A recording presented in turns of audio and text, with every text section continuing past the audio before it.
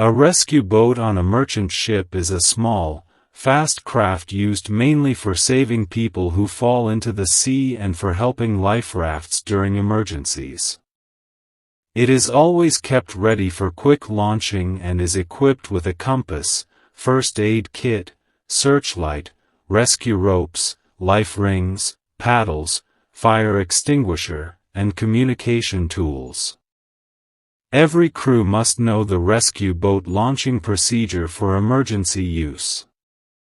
The rescue boat must be tested weekly, and every Saturday the engine department should start the engine, check the battery condition, and also try the manual hand starting method to ensure the boat can operate even if the main start fails.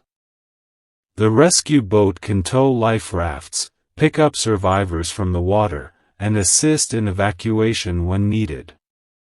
Overall, the rescue boat plays a very important role in saving lives at sea.